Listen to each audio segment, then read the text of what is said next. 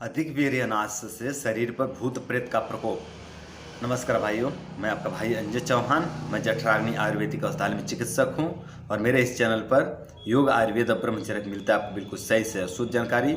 और आज की इस वीडियो में मैं आपको बताऊंगा कि अधिक वीर्यनाश से शरीर पर भूत प्रेत का प्रकोप कैसे होता है।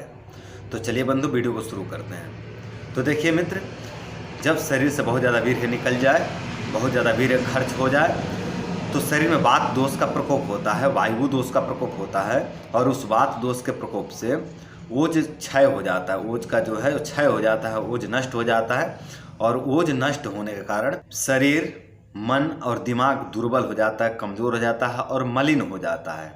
शरीर भी मलिन हो जाता है, दिमाग भी मलिन हो जाता है और मन भी मलिन हो जाता है, गंदा हो जाता है, जिसके कारण नकारात्मक ऊर्जा शरीर पर हावी हो जाते हैं। जो भी आपके आसपास में नकारात्मक ऊर्जा है, आपके घर में जो नकारात्मक ऊर्जा है या फिर आपके गांव में जो नकारात्मक ऊर्जा है, वो आपके ऊपर हावी हो जाते हैं, जिसको भूत प्रेत कहा जाता है। गांव के भाषा में, लोकल भाषा में भूत प्रेत कहते हैं। विज्ञान के भाषा में उसको नकारात्मक ऊर्जा कहते हैं, जो कि खराब एनर्जी, खराब ऊर्जा, नकारात्मक ऊर्जा जो हमारे शरीर को नुकसान पहुंचाते हैं, उस तरह की ऊर्जा शरीर पर हावी हो जाते हैं। तो जब ये हावी हो जाते हैं तो आदमी जो है कि अंट संट बकने लगता है, पागलों जैसा बात करने लगता है, पागलों जैसा व्यवहार करने लगता है और तांत्रिक के पास, ओझा के पास, सोखा के पास, ज्योतिषाचार्य के पास जो है कि दौड़ने लगता है ना। अगर ईसाई हैं तो पादरी के पास, अगर इस्लाम वाले हैं तो फिर मौलाना आदि के पास वो लोग दौड़ने लगते हैं आदमी। तो इसी तरह से जो है कि परेशान होते हैं, क्योंकि उनके शरीर पर हो गया है प्रेत का प्रकोप, भूत प्रेत का प्रकोप।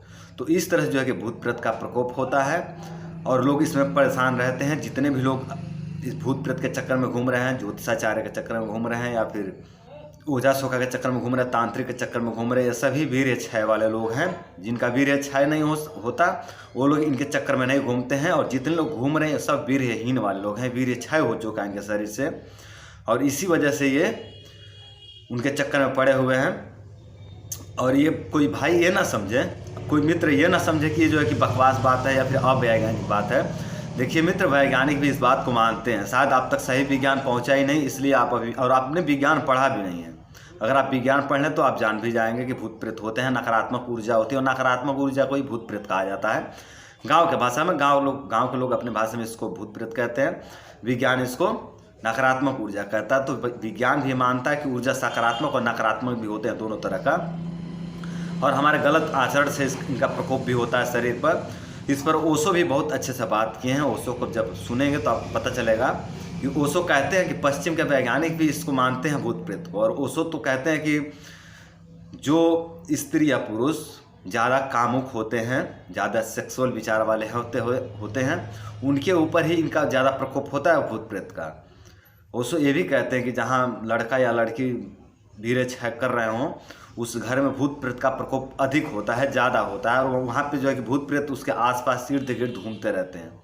तो अब जो है कि अगर आप भूत प्रेत के चपेट में हैं या परेशान रहते हैं, इस तरह से ज्योतिष के चक्कर में घूमते हैं या फिर तांत्रिक के चक्कर में घूम रहे हैं, ओझा सोखा के चक्कर में घूम रहे हैं, तो मित्र अगर आपको इस तरह की समस्या है तो आप ब्रह्मचर्य को धारण करें।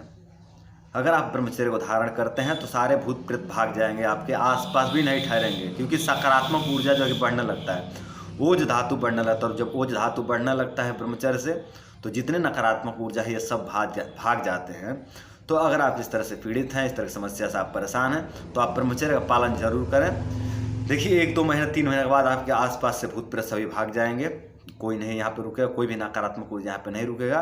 ये जितने भी ब्रह्मचारी होते हैं ना, एक ब्रह्मचारी ऐसे हैं जो कि जिस गांव में चले जाए उस गांव का जो है कि ऊर्जा जो है कि सकारात्मक हो जाता है, नकारात्मक ऊर्जा वहाँ के भाग जाते हैं। गांव के एक संत महात्मा ऐसे हैं कि वो जहाँ चले जाएं वहाँ के 5-10 गांव के एरिया शुद्ध हो जाता है, वहाँ का नकारात्मक ऊर्जा भाग जाते हैं। तो अगर आप संत नहीं बन सकते, कम से कम साधारण में ही रहना चाहें, तो कम से कम इतना रखिए कि आपके अंदर 4 महीना 5 महीने का ब्रह्मचर्य हो, तो आपके जो घर के नकारात्मक ऊर्जा है ना, ये भाग जाएगा।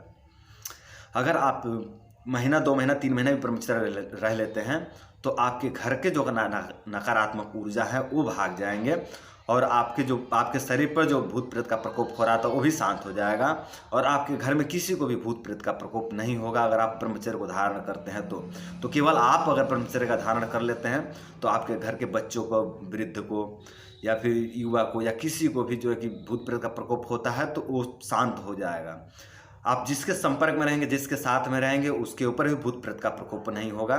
तो आप ब्रह्मचर्य को धारण करिए और किसी संत महात्मा के संपर्क में आते जाते रहिए। किसी ओझा सोखा के चक्कर में घूम रहे हैं तो उससे अच्छा है कि आपके संत के शरण में जाए और आए, वहाँ पे थोड़ा बैठे, थोड़ा समय बिताएं, तो आपके जो नकारात्मक ऊर्जा आपके शरीर में प्रकोपित हुआ है ये शांत हो जाएंगे और सकारात्मक ऊर्जा आपके शरीर में बढ़ने लगेगा। और सकारात्मक ऊर्जा जब बढ़ने लगेगा तो आपके सारे रोग दोष भूत प्रेत शांत हो जाएंगे। जो भी मानसिक परेशानियां आई हैं भूत प्रेत की वजह से, नकारात्मक ऊर्जा की वजह से, वो भी शांत हो जाएंगे। तो बंधु, आप ब्रह्मचर्य का पालन जरूर करें, इसका धारण करें, ये बहुत महत्वपूर्ण है। अनेकों प्रकार के उपद्रव होते हैं वीर्य क्षय हो जाने के बाद। भूत प्रेत का प्रकोप ना भी हुआ हो ना, अगर वीर्य क्षय हो गया तो आदमी एक बार जरूर इस चक्कर में पड़ जाता है कि वो ज्योतिषाचार्य के चक्कर में पड़ता है, क्योंकि विज्ञान की समझ से बाहर की बात हो जाता है। जब शरीर से बहुत ज़्यादा वीर्य क्षय हो जाए तो विज्ञान पकड़ नहीं पाता है कि यहाँ पे बात क्या हुआ है, समझ नहीं पाता है विज्ञान, क्योंकि यहाँ पे रोग तो है पर समाधान उनके पास नहीं है विज्ञान के पास। तो आदमी जो है कि यहाँ पे भूत प्रेत भी दिखाता है, ज्योतिषाचार्य के चक्कर में पड़ता है, तांत्रिक के चक्कर में पड़ता है, ओझा सोखा के चक्कर में पड़ता है, पादरी के चक्कर में पड़ जाता है, मौलाना के चक्कर में पड़ता है। ये इन लोगों के भ्रम में फंस जाता है। और कुछ लोग तो ऐसे फंस जाते हैं कि जीवन भर निकल ही नहीं पाते हैं। लेकिन अगर आप भी इस तरह से फंसे हैं तो ब्रह्मचर्य का पालन करिए मित्र। देखिए 3 से 4 महीने का अंदर अंदर आप इन सब भ्रम जाल से बाहर निकल जाएंगे। आपके सारे रोग दोष उपद्रव नकारात्मक ऊर्जा शांत हो जाएंगे और आप जो है कि इससे बाहर निकल कर एक स्वर्ग में, जैसे कि आपको अपने जीवन को ऐसा बनाना जैसे स्वर्ग में हैं आप, तो इस नर्क से आप बाहर निकल के स्वर्ग में आ जाएंगे ब्रह्मचर्य के व्रत से। तो आप ब्रह्मचर्य का पालन जरूर करें। तो बंधु, आज के लिए इतना ही।